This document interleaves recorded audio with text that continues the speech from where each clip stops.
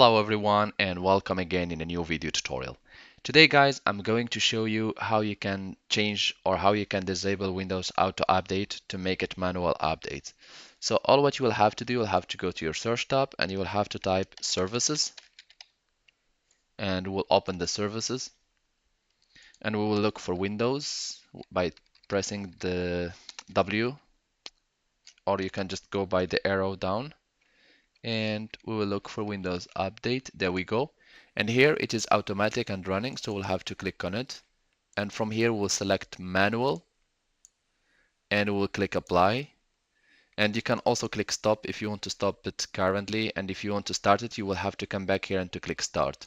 Otherwise, if you want to disable it for 15 days or for a certain period, then you can just click disable and click apply, and this will disable the update definitively until you come back and you restart them from here again.